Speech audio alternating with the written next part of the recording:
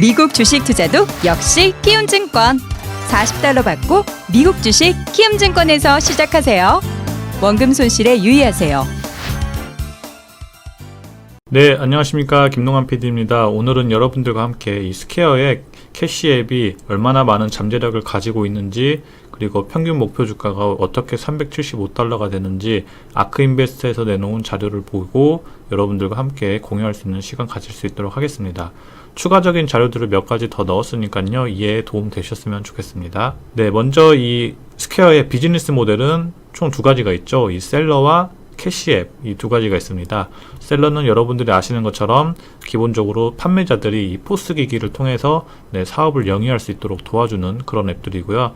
사업을 영위하는 데 있어서 포스만 단순하게 있는 것이 아니라 이 데이터를 기반으로 해서 더욱더 사업을 번창할 수 있게 하는 다양한 서비스들이 있으니까요. 그런 부분들 참고하시면 좋겠고요. 캐시 앱 같은 경우에는 여러분들이 아시는 것처럼 주식이나 비트코인도 매매할 수 있고, 가장 기본적으로 이 P2P 서비스가 된다는 점, 그리고 이 다이렉트 데포짓 부스트라고 해서 이 할인 적용이 되는 그런 쿠폰 등을 제공해주는 그런 서비스까지 있다고 알고 계시면 되겠습니다. 지금 현재 보시는 표는 이 JP모건이 지난 30년간 다양한 기업들을 인수를 하면서 6천만 명의 회원들을 모았던 표인데요.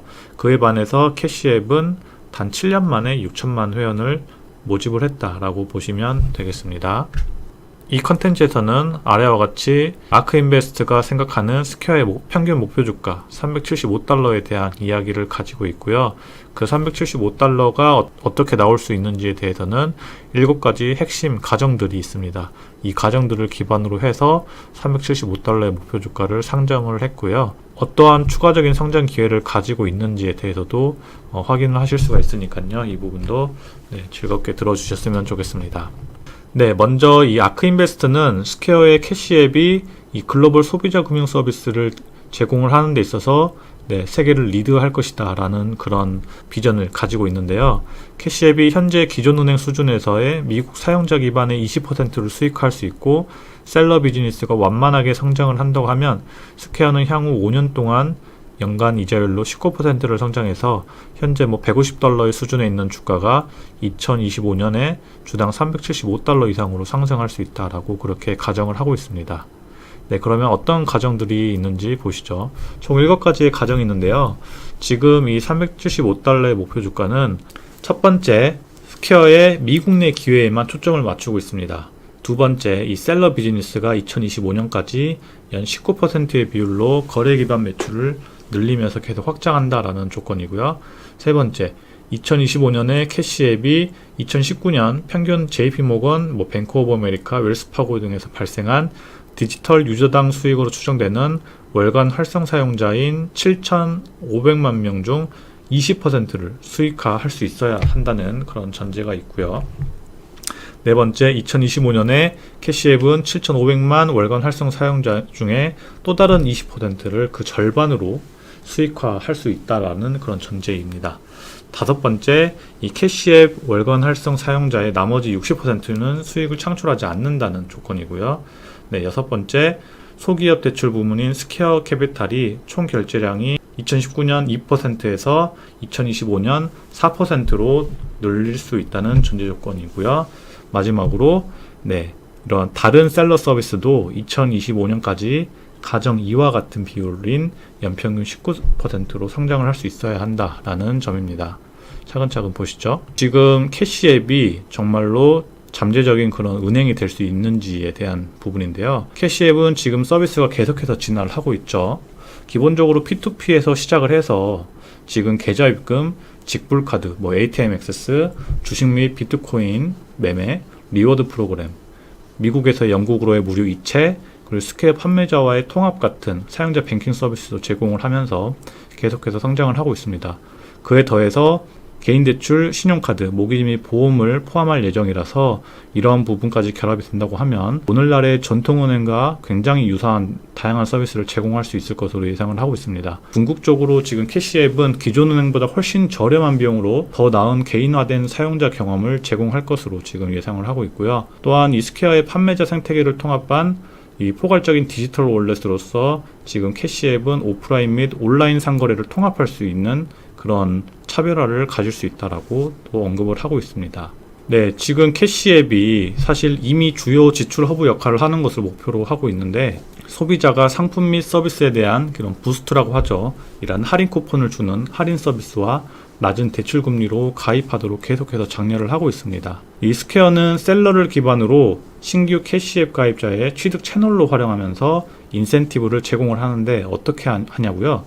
스퀘어는 이 스퀘어 판매자가 부스트, 이 할인 쿠폰 등을 해주는 그런 서비스를 통해서 광고 플랫폼으로서 사용할 수 있도록 하고 있고요. 캐시앱 사용자와 이 스퀘어 판매자 사이에 폐쇄형 거래를 일반 신용카드 처리보다 저렴한 비용으로 촉진을 해서 판매자들은 더 많은 쇼핑객들이 이 캐시앱을 통해서 거래를 할 수 있도록 설득을 할 수 있다라고 합니다. 지금 캐시앱 같은 경우에 P2P 결제 네트워크와 관련된 네트워크의 경쟁 우위를 계속해서 확보를 하고 있죠. 보시는 것처럼 고객을 확보하는 비용이 은행 같은 경우에는 $1,500 수준이 드는데 이 디지털 월렛 P2P 서비스는 겨우 $20가 든다고 합니다. 이러한 부분이 어떻게 이렇게 저렴하게 가능하냐면 지금 현재 이 소셜미디어와 P2P 결제 모두에서 이 네트워크의 효용성이라고 하죠. 이런 부분이 계속해서 일어나고 있는데요. 지금 벤모와 캐시앱 같은 경우에는 사용자가 부모나 조부모를 이렇게 플랫폼에 초대를 한다고 하면은 재정적인 인센티브를 제공을 한답니다. 이런 재정적 인센티브는 사실 페이스북이나 인스타그램이 출시되었을 때는 없었던 그런 부분이기 때문에 그런 부분에 있어서 굉장히 고무적이다라고 보시면 되겠고요. 더치페이를 한다고 하면 이 벤모나 캐시앱, 기타 P2P 플랫폼으로 쉽게 유입이 되는 점 알고 계시죠? 지금 아래 표를 보시면 이 Z세대 같은 경우에는 뭐 계좌를 개설을 하는 데 있어서 친구나 이런 주변 사람들의 말을 통해서 이렇게 소개를 받고 더 많이 이렇게 계좌를 오픈을 한다고 합니다. 반면에 베이비 부머 같은 경우에는 일반적으로 그냥 은행을 찾아가서 이렇게 계좌를 개설하는 그런 모습을 보실 수가 있습니다. 평균 목표 주가 $375 시나리오를 보실 수가 있는데요. 이 그룹 1, 2, 3번을 이해를 하셔야 됩니다. 이 그룹 1, 2, 3번 등은 지금 현재 저희가 보시는 3, 4, 5번에서 미리 말씀드렸던 부분이고요. 먼저 그룹 1을 보시면 평균적으로 은행 고객과 동일한 비율인 이 $880 가입자당 평균 매출을 그렇게 수익을 창출하는 그런 사용자들이 모여있는 그룹이고요. 그룹 2 같은 경우에는 이런 $880의 절반인 $440의 수익을 창출하는 그런 캐시앱 사용자들을 말을 합니다. 그리고 그룹 세 번째는 그런 캐시앱의 그냥 무료 기능만 사용하는 그런 미수익 사용자를 얘기를 하는 거고요. 월간 활성자가 2025년 7,500만 명이라고 가정을 하고요. 그룹 1이 전체 매출의 20%, 그룹 2가 전체 매출의 20%, 그리고 그룹 3이 전체 매출의 60%를 담당을 한다라고 하면요. 이 평균 가입자당 평균 매출이 $260라고 가정을 하고 예상 주가는 캐시앱의 수익 창출 수준에 따라서 크게 변화를 할 수가 있는데요. 자, 그룹 1과 그룹 2가 전체 매출의 20%가 아니라 30%의 수익을 창출한다고 하면요. 목표 주가가 $500까지 오를 수 있고요. 그룹 1과 그룹 2의 전체 매출이 20%에서 10%로 이렇게 떨어진다고 하면은 목표 주가가 $250가 됩니다. 이 둘의 평균이 바로 평균 목표 주가 $375가 되는 것입니다. 지금 현재 표에서 보셨던 이런 $880의 수익화 속도에 접근할 때 캐시앱에서도 반드시 컨디션이 존재를 하는데요. 세 가지 컨디션이 있습니다. 신제품을 출시하거나 그리고 수익을 창출을 계속해서 해야 한다라는 그런 점이고요. 사용자를 위한 주요 소비자 금융 서비스 제공업체가 되는 것이고, 세 번째로는 가장 중요한 더 높은 소득 인구의 서비스를 제공할 줄 알아야 한다는 그런 조건입니다. 앞에서 언급한 세 가지 과제를 해결을 하면 캐시앱은 향후 5년간 연평균 49%로 성장을 하게 되고요. 캐시앱 가입자당 평균 매출을 지난해 $25에서 2025년 $260로 증가할 수 있는 그런 모습이기 때문에 이러한 부분까지 컨디션으로 적용을 된다고 했을 때 지금 보시는 평균 목표 주가 $375 시나리오가 다 적용이 되는 것입니다. 가정법 6번과 7번을 충족시키는 그런 내용들도 나와 있는데요. 먼저 이 가정법 6번과 7번은 먼저 6번 소기업 대출 부문인 스퀘어 캐피탈은 총 결제량 2019년 2%에서 2025년 4%로 늘어나고, 다른 셀러 서비스도 2025년까지 가령 이와 같은 비율인 연평균 19%로 성장한다라는 그런 점인데요. 지금 현재 여러분들이 알고 계시는 그런 모바일에다가 꽂으면 바로 결제가 될 수 있는 그런 오른쪽에 보이는 사진이 바로 이 동글이라고 하는데, 이 동글을 처음 출시한 게 바로 이 스퀘어입니다. 이 동글 리더기를 출시한 지 10년이 지난 지금도 이 아크인베스트에서는 스퀘어가 판매자에게 최고의 가치를 계속해서 제공한다라고 얘기를 하고 있습니다. 지난 10년 동안 신용카드가 상품화되면서 스퀘어는 소비자 소프트웨어에서 서비스와 운전 자본에 대한 액세스를 통해서 기업들이 성장할 수 있도록 하는데 계속해서 중점을 두고 서비스를 했다고 하는데요. 캐시앱의 네트워크 효과와 마찬가지로 소프트웨어 서비스는 2012년 이후 분기 및 연간 측정된 셀러가 계속적으로 증가를 하고 있다고 하고 있습니다. 스퀘어 페이롤, 이 스퀘어 페이롤이 급여 소프트웨어인데요. 이 스퀘어 페이롤이 인투이트의 퀵북에 이어서 미국 중소기업 분야에도 두 번째로 인기 있는 그런 소프트웨어라고 합니다. 그리고 스퀘어는 특히 이제 새로 산업 대부 회사라고 하는 그런 부분인데, 은행과 같은 업무 가능성 인가서를 승인을 받으려고 지금 고려를 하고 있다고 합니다. 이렇게 은행 업무 가능한 그런 인가를 받는다고 하면은 결제 수단뿐만이 아니라 기업가가 이제 비즈니스를 관리할 수 있도록 하는 비용 효과적이고 편리한 방법을 제공하기 위해서 미국에도 상당한 이런 활주로를 가지고 있다고 평가를 하고 있습니다.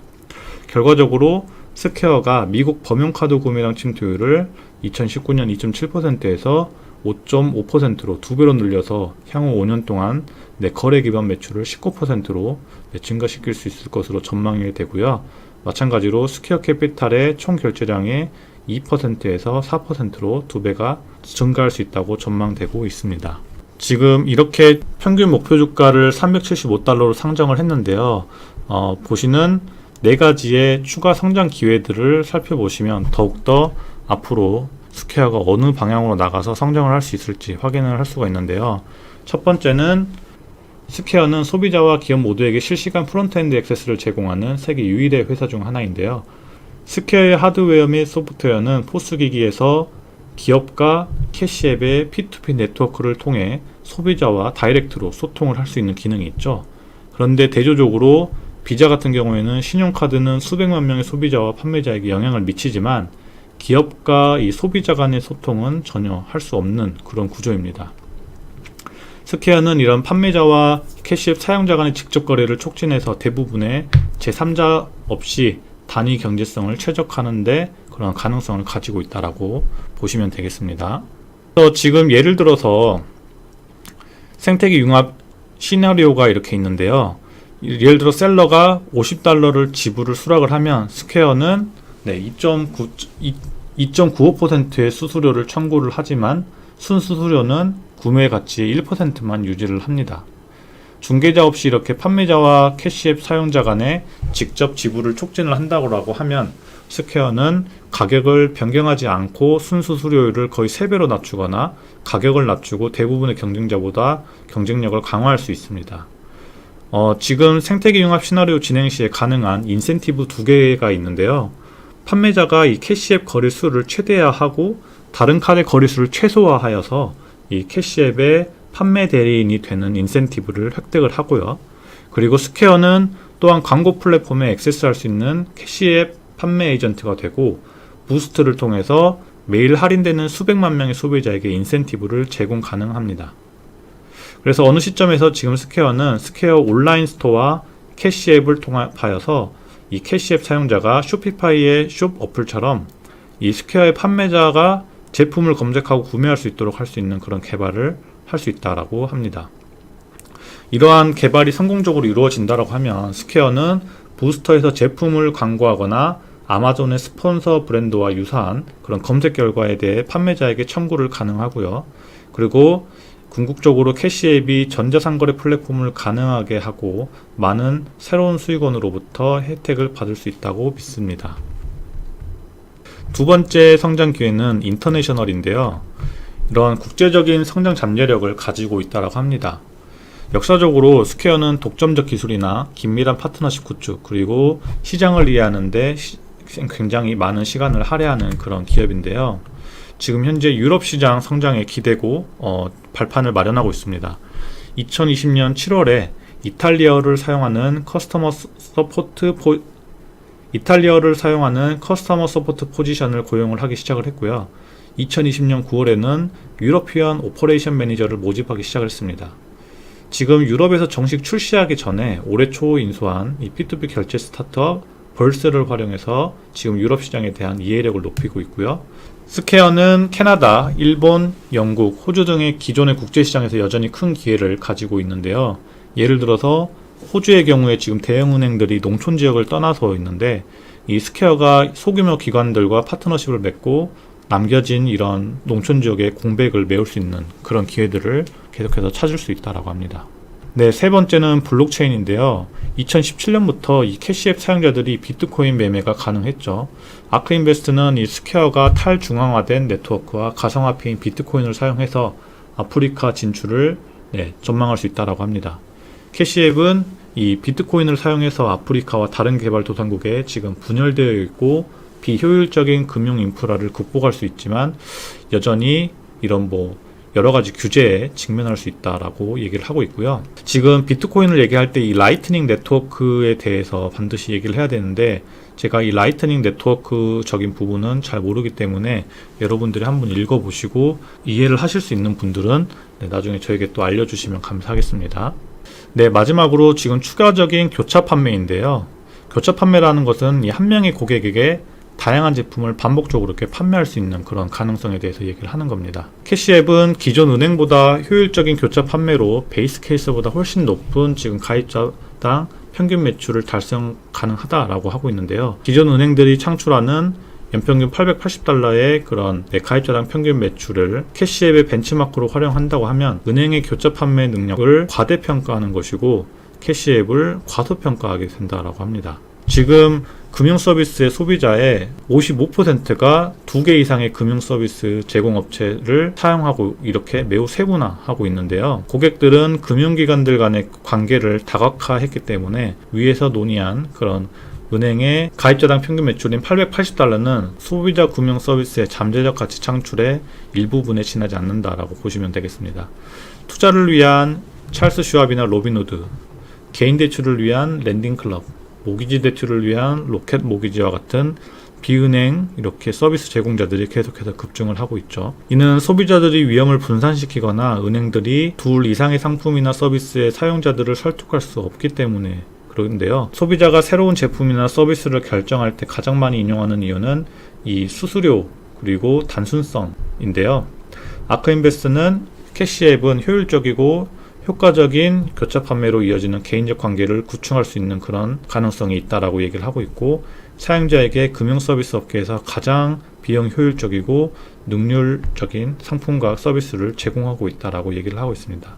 결과적으로 캐시앱의 이런 가입자당 평균 매출이 향후 5년 동안 아크인베스트의 베이스 케이스에서는 $260보다 더 높을 수 있다라고 얘기를 하고 있습니다. 이상으로 스퀘어의 목표 주가가 $375가 될 수 있다라고 하는 이런 밸류에이션에 대해서 여러분들과 함께 이야기를 해보았는데요.